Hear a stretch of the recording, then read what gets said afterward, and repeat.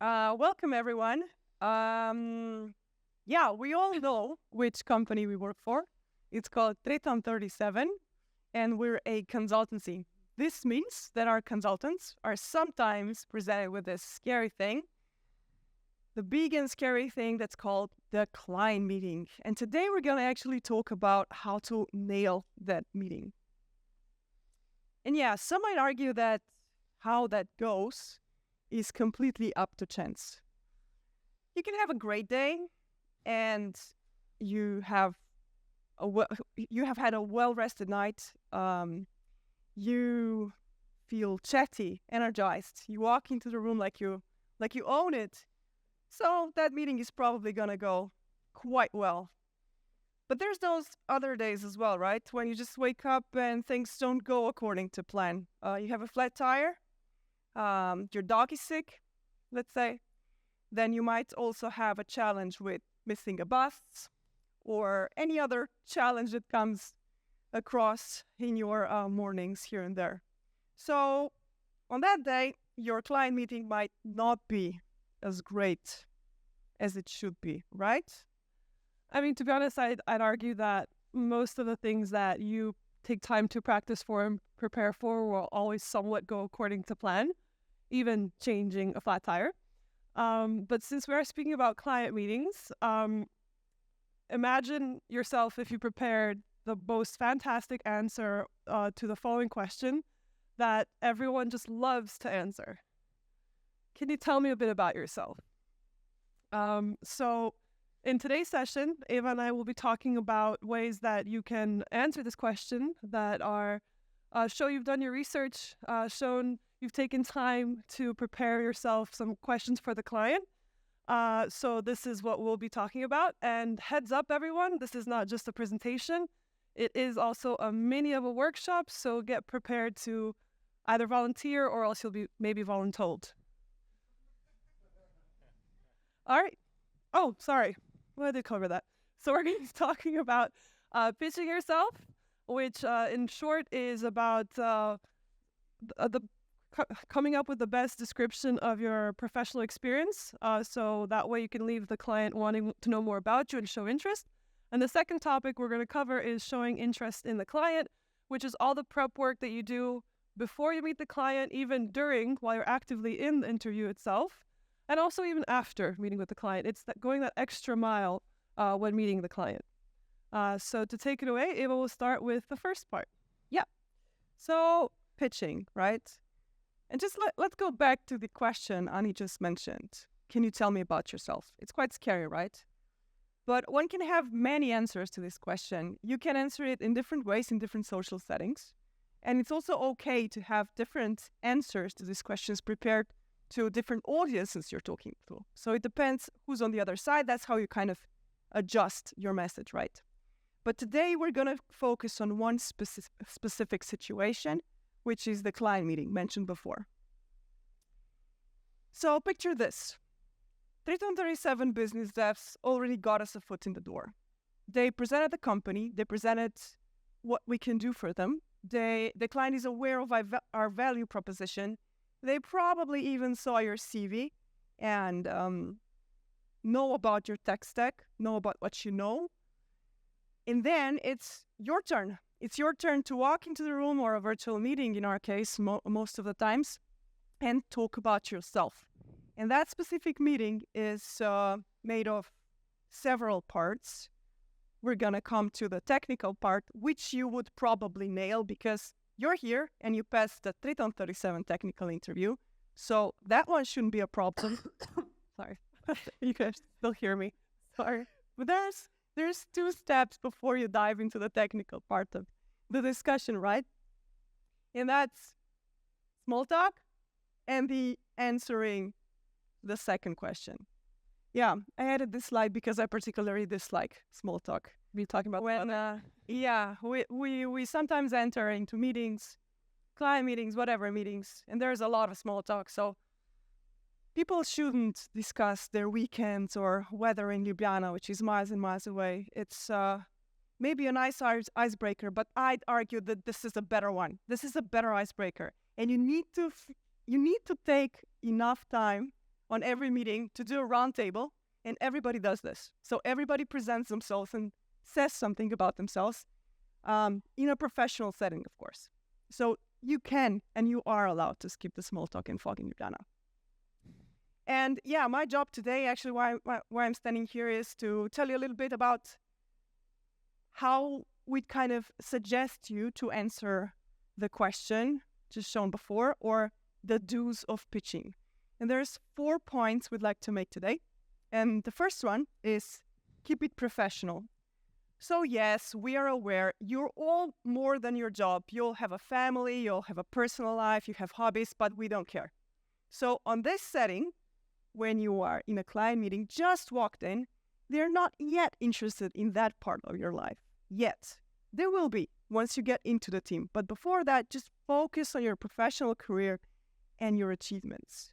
So our suggestion here would be to talk about technologies you're proficient in, to talk about technologies you particularly enjoy working with, and mention some projects and industries you have experience in, because that's cool. That also gives you a little bit more of an edge. The second point is keep the people in the room interested. And the easiest way to do that is basically to connect your previous experience and excitement about technology or whatever with what the client does. This is especially important in cases when the industries you worked in the past in and the industry the client is in don't match. And you're the only one, you, the consultant, that can see connections between your prospective future client's industry, let's say retail, and what you did in the past, right? So mention those explicitly, because the client might not see it, even though it's crystal clear to you. And then to support your arguments and to not have too fluffy of a presentation, it's also cool to add some numbers.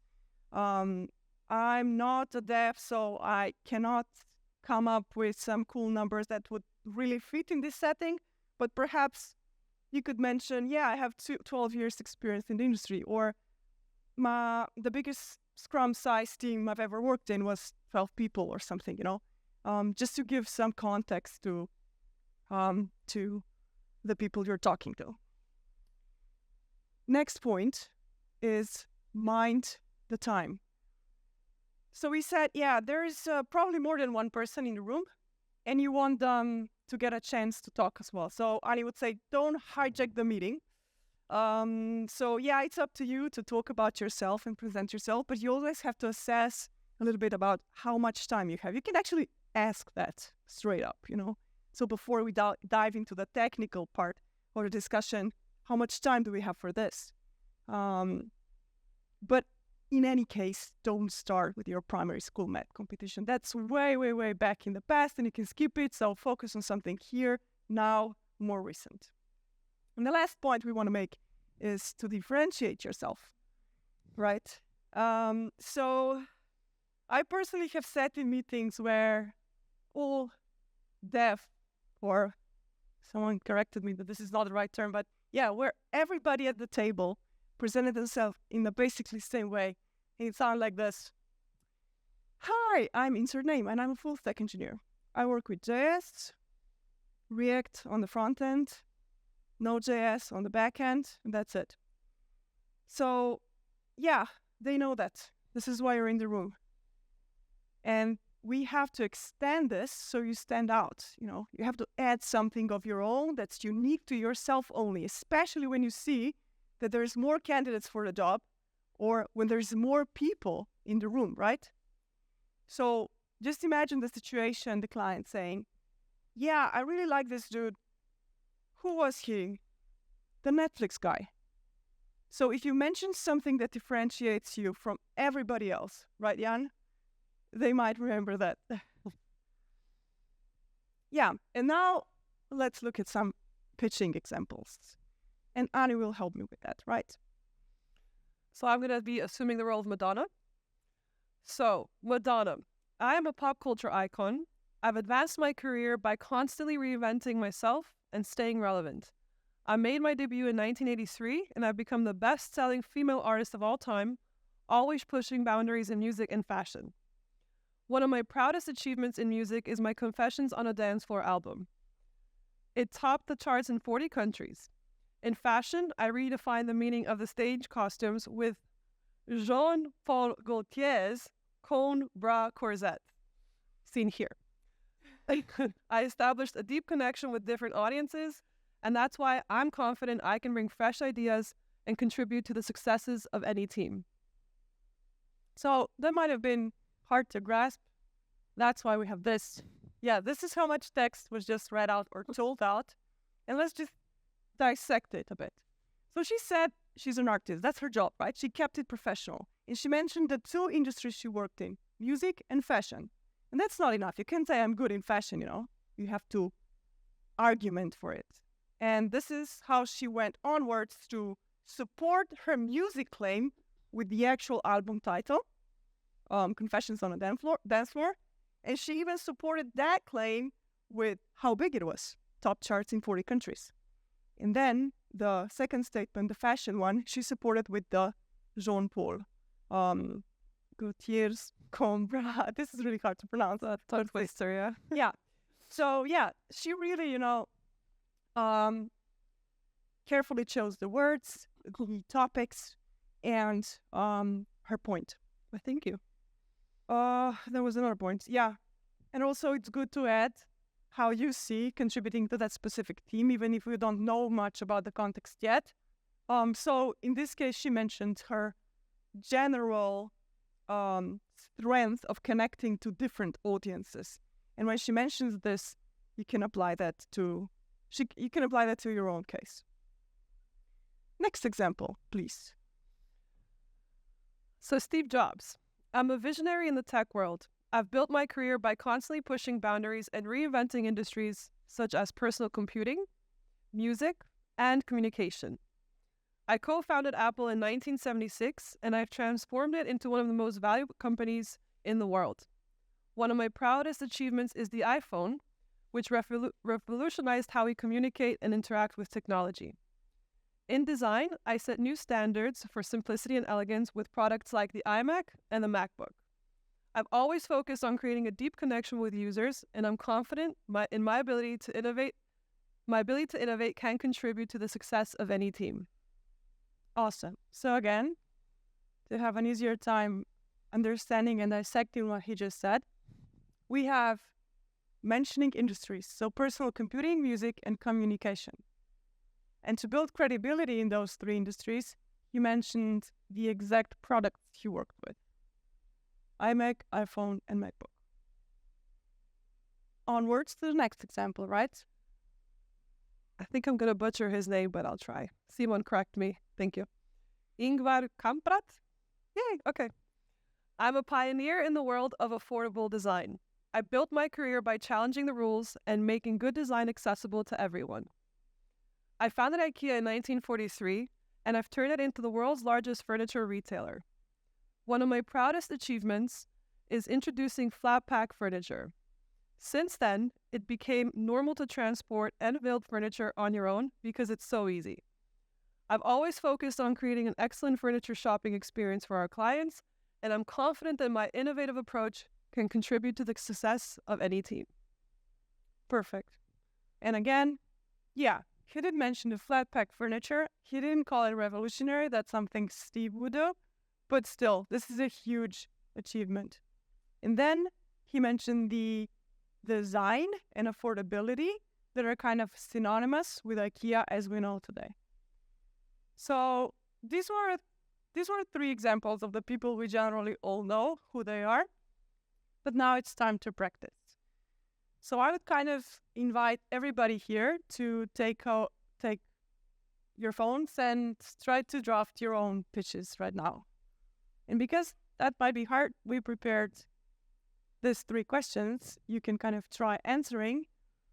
So yeah, let's give it a couple of minutes. We'll go turn on the music, and maybe we'll find some volunteers to read them out to us later.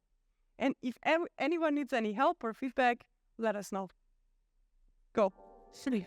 1, 2, 3. Go.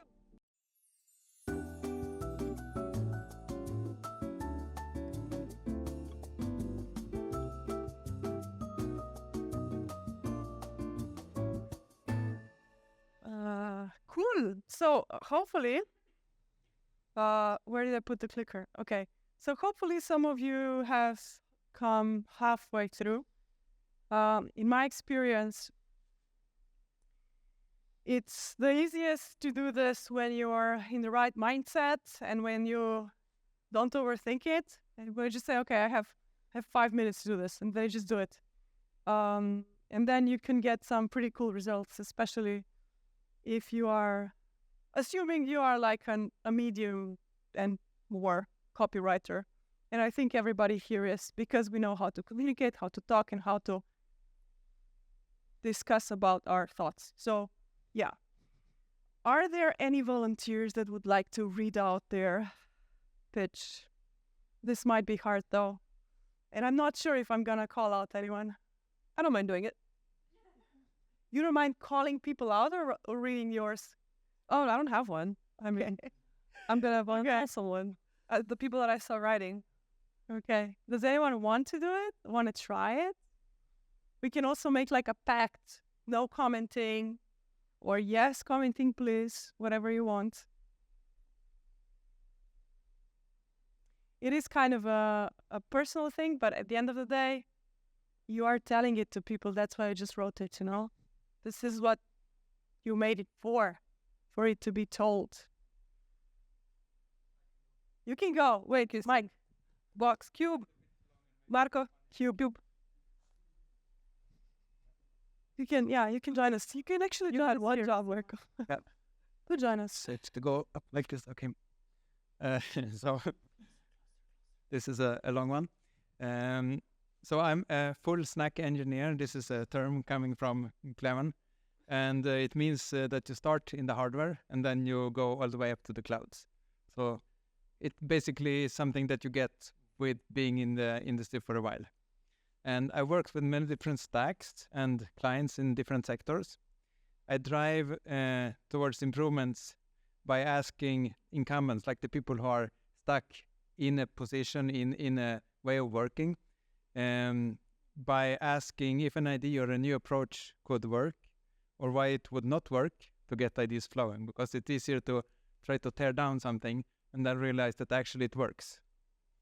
And I'm interested in workplace psychology, personality, and working styles, and how ideas from this can help people to work together better.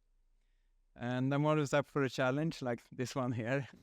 Be it like a last hour creative like competition like we've had sometimes in the past, or new ways of using old tech, or hacking together something that is good enough, like a good enough first version, which is typically what stakeholders need to get their minds into the process and thinking what they want to see or how they want to use the software. And that's as much as I wrote. That's really good. I would just love to point out that you had me at full stack engineer, and I'm pretty sure that yeah, I was like, yeah, I'll remember you from this point forward. So, does anyone else want to go? I'm kind of happy with one. I was about to say, I was like, I'm not that mean. I'm not gonna volunteer, put people on the spot. Perfect today. Yeah. But maybe, you know, there was a plan also to work in pairs and tell each other what you just wrote. And we can do that later in the day. So you can totally go up to someone and say, pitch yourself. And then you can exchange some useful tricks, not in the audience like this, but between the two of you. So that would be a good advice to go forward. Cool. Second part. Second part. Thank you. All right, so the second part, now that you've prepared your speech and how you're going to your elevator pitch and how you're going to present yourself to clients, it's also, there's a bit more that needs to be done, which is showing interest in the client. And as I mentioned before, it's what you do before you go into the interview, what you actively do during, and even how you wrap up the interview and even after the interview. So to start, I'm going to put this right here for a second. Why is it important? It is true that people are more likely to remember you if you show interest in them. I think we can all be fair to say that whenever anyone shows interest in us, they stand out. So client research is important.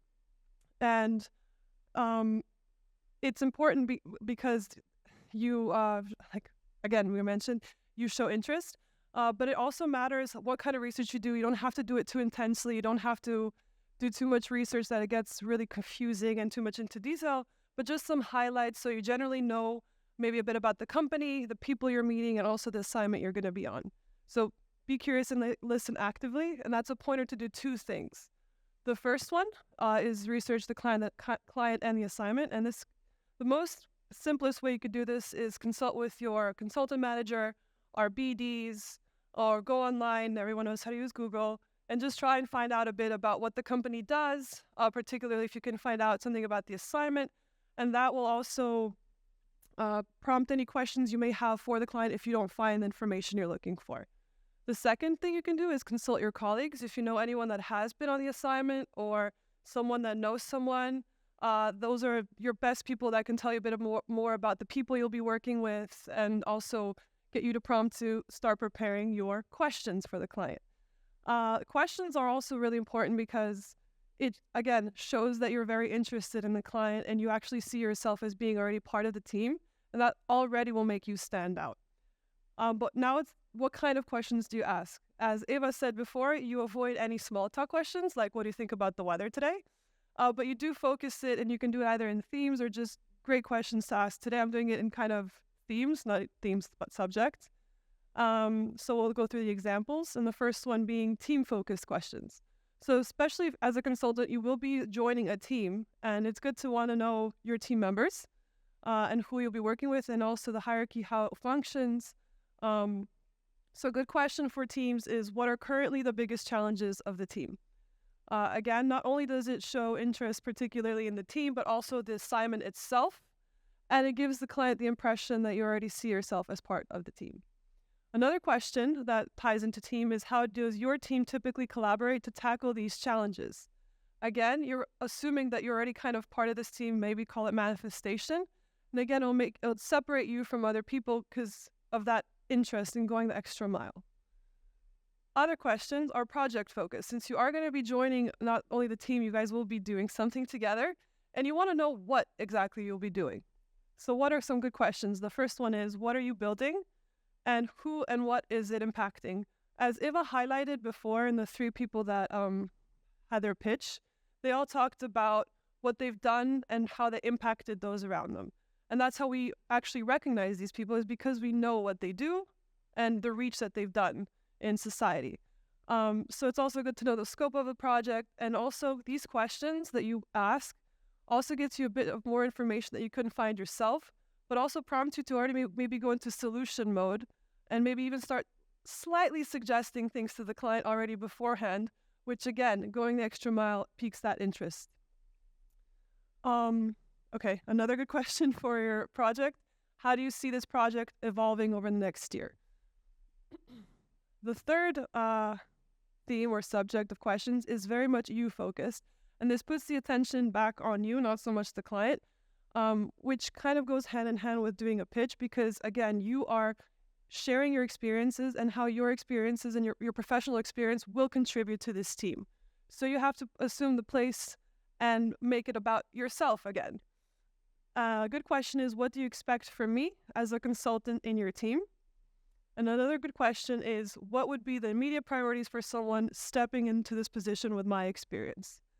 Again, as I keep saying, it just shows that you are already extremely interested in the client and the project, which also gives you, these kind of questions gets you to get more information and how, so for yourself, have a better idea what you will be doing.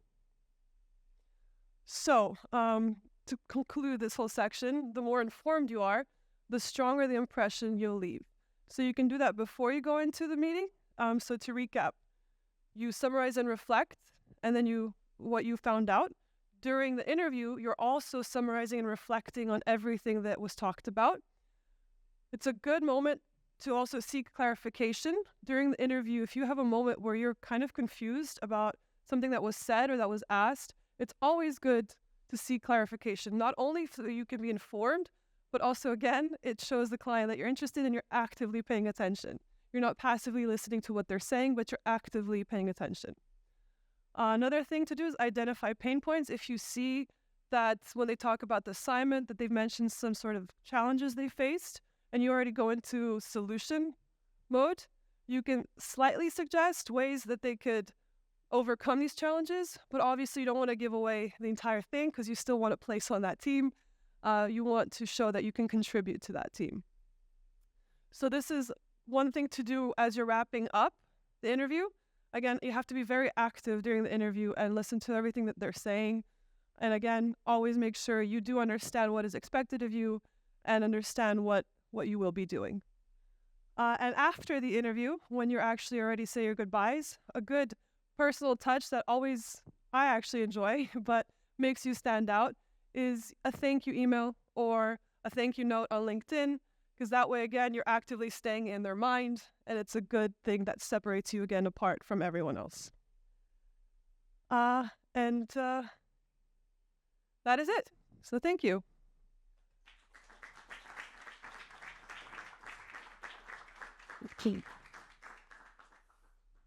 Do we have any questions, comments, reflections? We take anything. Victor, I see you. So the question is, because it seems quite easy if you're Steve Jobs and trying to present yourself, you're quite impressive. But what if you're just maybe starting out and actually are just, React developer programming in JS, and that's it that you can say? What are some tips? Do you like the pitching part, right? Yeah. You can always find something. I'd suggest just to follow the 4 basically do's of pitching I mentioned. So as long as you know whom you're talking to, and are aware of some differentiation points, personal differentiation points, you can make an impression even if you're super junior and just started out with the most basic technologies everybody else did as well. But this same question is also asked with every kind of first-time job seeker, right? Straight from university. And I think people that are go-getters and interested in the field they are studying in and gonna work in the future, they probably went extra mile, even though they might not be aware of that. And when I say going the extra mile, it might be, all the student competitions you did. So if you are starting out in, let's say, software industry, yes, that's when you do go back to your high school math competition, right? Yeah. Because not everybody was there and not everybody excelled in that. So you always compare yourself to your closest peers. We can't compare ourselves to Madonna, Ingvar, or Steve. So you gotta basically also assess competition. So the junior will compare himself or herself to other juniors. And you right now should compare yourself to others on your level and find points where you are unique. I would just add to that, it's more of a pointer of how you go into the interview. I've been extremely impressed when people were extremely honest with me in terms of what they know, what they've worked on, because obviously you don't want to come to the technical chat and saying you've done all these things when you haven't. And we all know whoever has done a technical chat, that's the worst thing you can do. And especially like Eva said, when you're a student and you're starting out, what also wowed me was when I did meet someone that was technically junior, but just because they were actively doing things, either competitions or either they kind of co-founded a small company with friends, those are the moments where you would mention these small things. Because even though you think it's small things, as someone that knows that 18-year-olds and has all this self-motivation initiative, shows me that you're really interested, shows me that you're a go-getter, and shows me that you're really passionate about what you do. If you just say, yeah, I'm going to school and that's it, you're like, okay, well, you gotta give me something. So honesty is always your best friend here. And I would just add to the comparison, of course, I agree you want to compare yourself to who you want to be, but also don't compare yourself too harshly. I found a great quote the other day that says, comparison is the thief of joy. And if we're constantly comparing ourselves, we're never, with other people, we're never going to be extremely happy. You want to compare yourself to yourself from yesterday and how you can be better for the future. Oh, yeah, maybe from my side, I think as a hiring manager, for example, I mean, if you are someone that is just starting right now, I would like to see, I think the most important thing that I would like to see is drive. And that's something that you have to think about how to incorporate into your pitching. How can I show drive?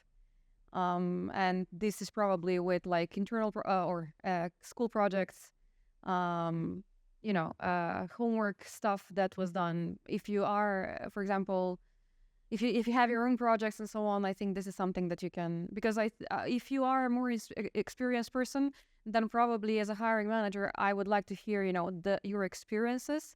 But if you are not that experienced, it's the drive. I think that is the most important. I have another question for you. You've done a couple of client meetings.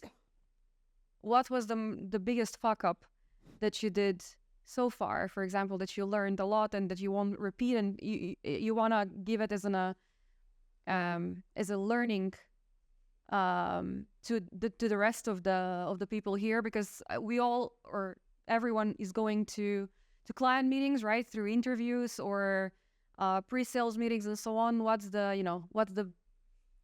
no-no maybe that you've seen or you've done?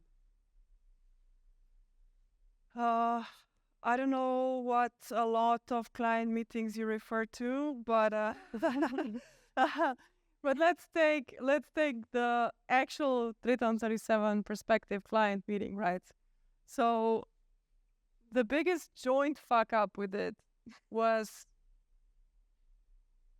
realizing or not realizing, not recognizing and not accepting that it's going to take a while to adjust expectations on both sides, right? So in the Triton 37 context, you're kind of merging our consultants with a team at the clients. And no matter how many, legal documents about the actual relationship between us and their team you write or map or, yes, this is the way we're going to work, it's time and material, so on and so forth. There are still nuances where different people understand that relationship differently. And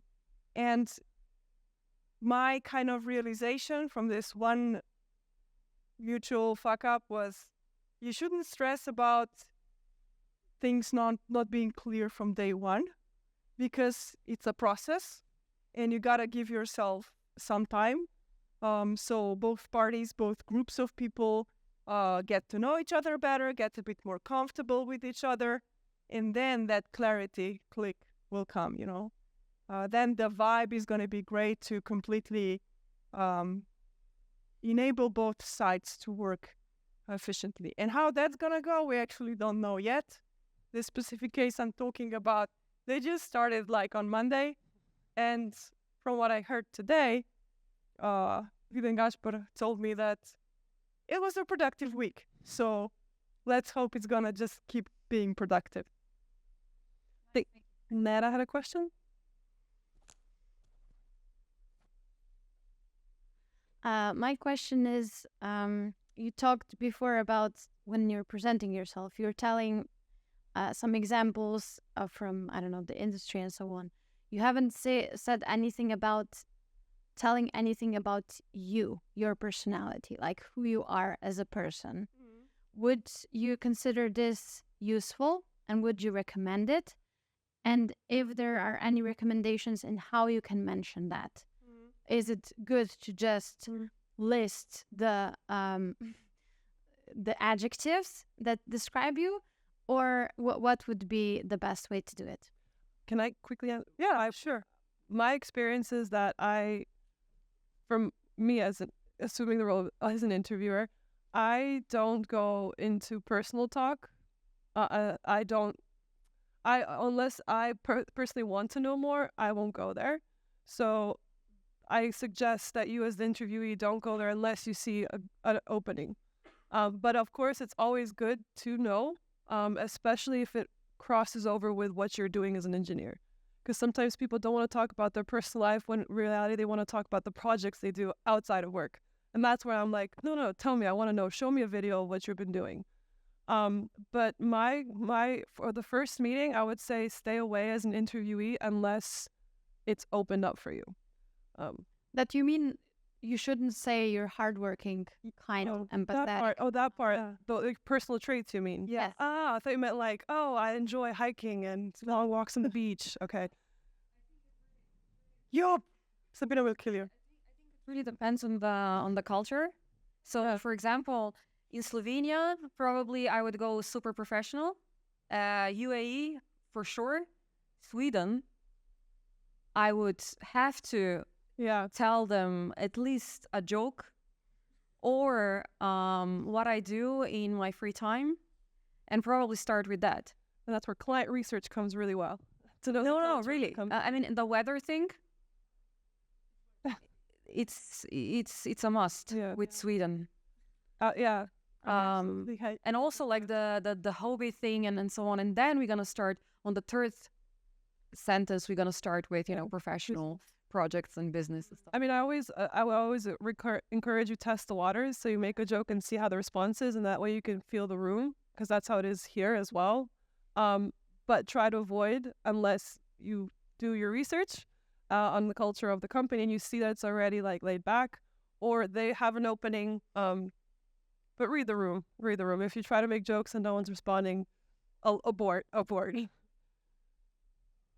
Yeah.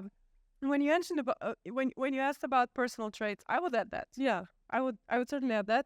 And when I wrote my pitch, that's the second part of it. It's a bit weird to read it out because I think it's made for a written form, because I didn't think when I was doing this. But when you think of, oh, now I have to say this, it sounds super weird. But I can read this part out to you if you want.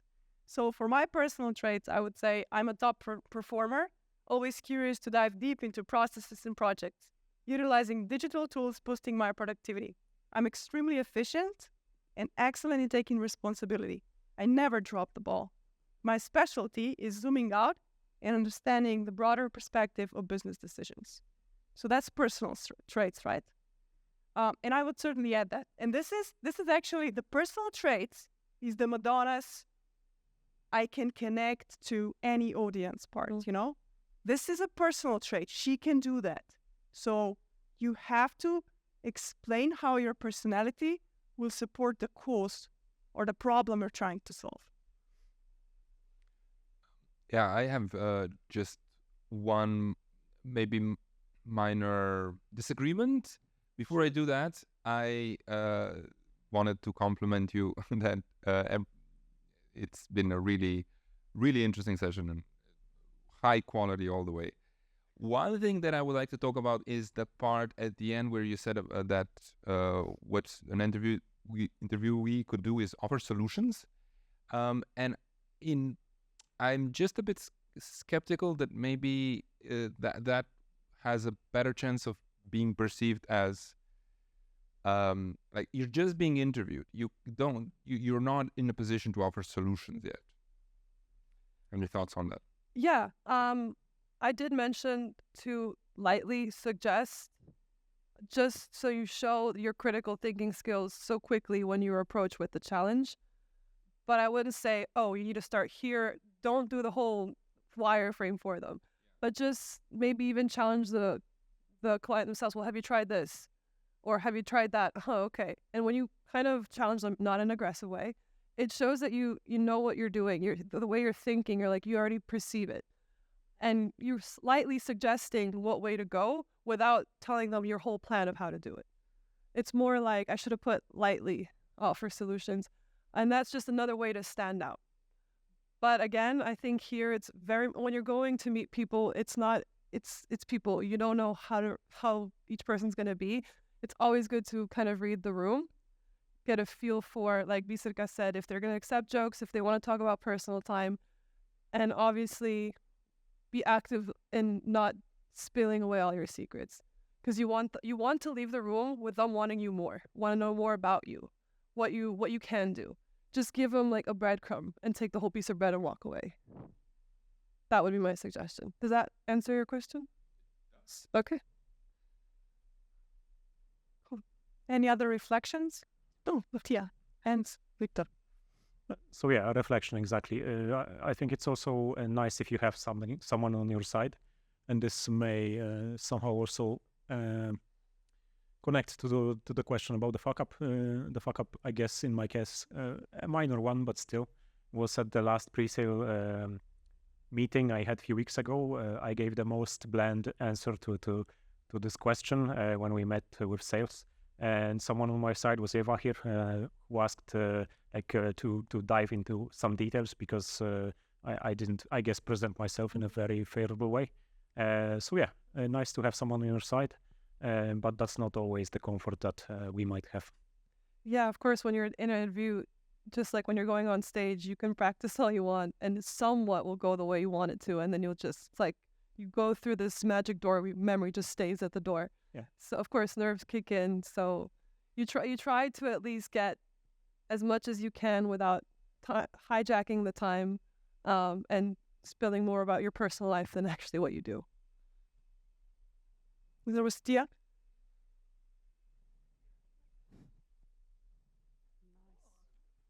Yeah, I just wanted to comment, maybe give an idea to all of you if you don't have it yet. What Eva read out loud is proof that she put some time into it and thought about herself already. And what I want to say, I think it connects to Nera's topic and all the biases and the self-reflection topic.